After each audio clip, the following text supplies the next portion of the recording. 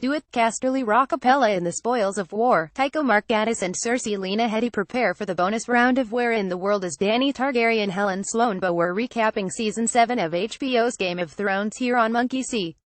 We'll try to turn them around overnight, so look for them first thing on Mondays. And of course spoilers abound. Reunions and battles. Battles and reunions. If they aren't the stuff you tune in for, I've got bad news. Because they're all we're going to get from here on out. Together they form the two-stroke engine that'll propel us toward the ending. Yes, okay, sure, there'll also be some Cersei quaffs red wine mixed in there, too, because fish gotta swim, birds gotta fly, and Cersei's gotta guzzle. We begin with Jaime, Bronn and the Lannister army riding toward King's Landing with the loot they've plundered from Highgarden.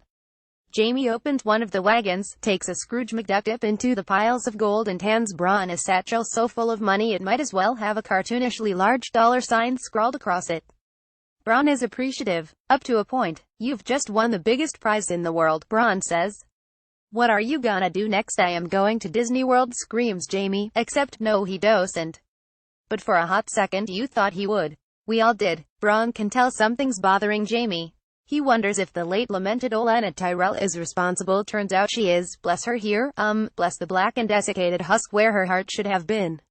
Bronn wants the keys to Highgarden for his efforts, causing Jaime to launch into a lecture about the upkeep a castle like that would require, but before this scene can devolve into talk of fiberglass insulation and double glazing, always a risk, whenever two or more straight men converse, Jaime sends the wagons carrying gold ahead to King's Landing. This will be important later. Making bank. Speaking of gold and King's Landing, Tycho of the Iron Bank is impressed by Cersei's effectiveness and efficiency, which is banking jargon for bat poop drunken crazy murderiness. They proceed to discuss interest payments, because the producers are determined to outboring the Phantom Menace's trade negotiations. She tells him she needs more troops and has reached out to the Golden Company in Essos. Tycho thinks it's a great plan. Up at Winterfell, Littlefinger hands a Valyrian steel dagger to Bran. It's the self-same dagger used by the would-be assassin who was sent to kill Bran back in Season 1 by someone Jaime Joffrey Littlefinger. The dagger that Littlefinger said belonged to Tyrion. The dagger that started the War of the Five Kings, basically. But Bran is the Thried Raven now. Has he mentioned that so we can see, as clearly as we do, that Littlefinger's continued attempts to explain how very devoted he was to Bran's mom, Catelyn, remain just as gross as ever. He just keeps doing this. First to Sansa, now to Bran. I feel like Littlefinger needs to write post-it notes to himself and slap them on his bathroom mirror, so every morning the first thing he sees is talking about how hot someone's mother was. Will not, repeat not endear you to said someone, and dude quit it with the creeping already and stop talking about MILFs. I imagine you've seen things most men wouldn't believe, he tells Bran. Attack ships on fire off the shoulder of Orion. Maybe you don't know who can say but all of Littlefinger's default oleaginous frippery is for naught. Bran has got the dude's number. Chaos is a ladder, says all-seeing Bran, repeating one of what passes for Littlefinger's signature catchphrases, causing Littlefinger's left eyebrow to lift, spookishly. They are interrupted by Mira, who looks at the wheelchair the local maester has built for Bran and remarks, "It's a very good idea." You can tell she means it, because this is a woman who's spent months toting OL Bran dead weight Stark hither and yon, and hither again. He informs her, using his raven foo, that she's leaving. Spoiler, she is, and she's dumbfounded that Bran expresses no remorse over the many lives that have been lost to protect his. But it's no use. He's not Bran, he tells her. Not anymore. The Bran's been removed, along with a germ, leaving only the spongy endosperm. The Thried Raven is white bread. There were never such devoted sisters. We see Arya approaching Winterfell. I was certain all that business with her ex-wolf a couple of weeks back meant she'd be on her way to King's Landing to kill the Queen, but the appeal of a hot meal and what remains of her family proved impossible to resist. She approaches the gates and informs the guards of her identity. There's some putatively humorous back and forth wherein they doubt that she is whom she says she is. She soon gives them the slip and disappears into the crypts below Winterfell. There, in front of Ned Stark's tomb, she meets Sansa. We've waited a long time for this, and for my money it's a hugely satisfying reunion, precisely because it's not a warm, emotional, easy one. They embrace, but the distance that's always stretched between these two characters, these two very different sisters, remains. If anything, it's gained a harder, more brittle edge. Speaking of awkward reunions, Sansa takes Arya to meet Bran. He's in the Winterfell Godswood, naturally. Smoking clove cigarettes, reading No Exit, listening to Hatful of Hollow, still, again, some more. I thought you would go to King's Landing, he tells Arya. So did I, she says. Get in line, I think. Bran gives Arya Littlefinger's Valyrian steel dagger, and it's tough to read his affectless effect here, but the camera lingers on his face once he's handed it over. Something's up. It's like he's watching himself hand her the dagger, noting it both in the moment, and as if it's a key turning point in Westeros history.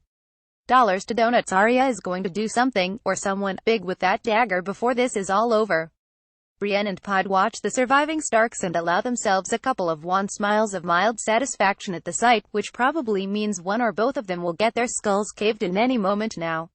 The lunk-headed spelunker on Dragonstone's Dany and Missandei quietly discuss just how very gosh darn sullied Missy and Grey Worm managed to get on their last night together, when Jon directs them to the nearby caves of convenient metaphor.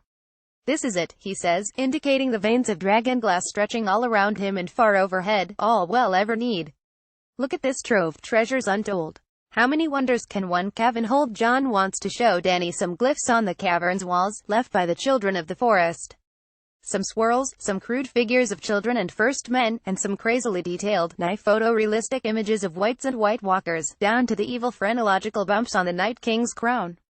The message: the children of the forest and the first men banded together to defeat the others, just as Jon and Dany must do now. Dany is sort of convinced, but she still wants Jon to swear fealty to her. The show's go-to phrase, "Banthony," always sounds to me like the start of the Westerosi hokey pokey. Jon doesn't commit to doing so.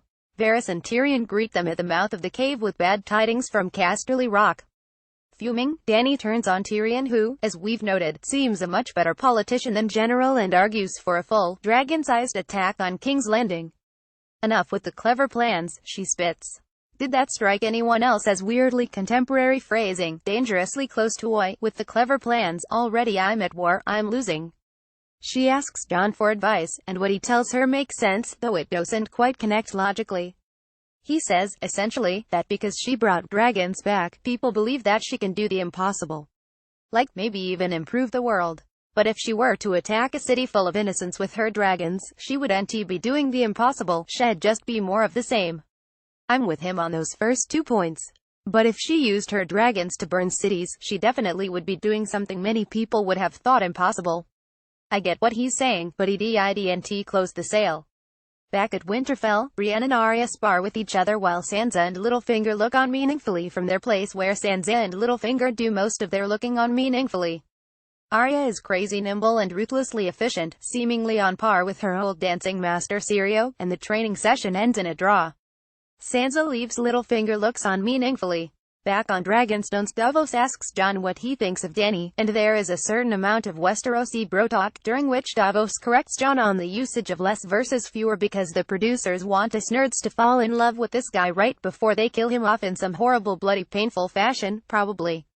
Missandei presents a strong talk track on why I believe in Daenerys Targaryen, and Theon Greyjoy lands on Dragonstone Beach, looking for the mother of dragons. The Battle of Flambe get it, but Dany has taken one of her dragons, and a horde of Dothraki, to meet the Lannister army on its way to King's Landing. Randyll Tarly informs Jaime, and, helpfully, us, that all the gold from Highgarden has made its way safely to King's Landing, where it will be used to pay down the Lannisters' debt. The remaining wagons in the caravan, stocked with Highgarden's food and money and weapons, one assumes, are straggling behind. Bronn hears the sound of approaching horses, and Jaime instructs his men to form a line of sword and shields, which would be a fine defensive formation against similarly outfitted soldiers. But as we soon see, against the berserker-like fury of Dothraki, and the napalm halitosis of a flying dragon, the old protocols of battle won't protect you. In an instant, the Lannisters are overrun, entire swaths of soldiers reduced to ash. There's some nifty shots of Dothraki standing up in the saddle to fire arrows, and speaking of arrows, they keep bouncing off Dany's dragon harmlessly. Jaime sends Bronn to fire Qyburn Scorpion Reed Big Honk and crossbow at the dragon, and Bronn dutifully makes his way through a hellscape of fire and ash and burning men. At one point, he loses his bag of gold, decides not to go back for it, and instead soldiers on, to attack the dragon. You guys, Bronn learned a lesson. He's grown as a person, which means his character arc is complete, which means he's gonna die soon. He uses the Scorpion to dispatch one particularly persistent Dothraki, and then rotates the machine toward the sky like he's Kate Bush in the video for cloud busting. Tyrion's here, somehow, high on a bluff overlooking the vast barbecue pit that is the field of battle. He looks grim, but not grimmer than Jaime, who gazes around at his men, most of whom are on a lot of fire.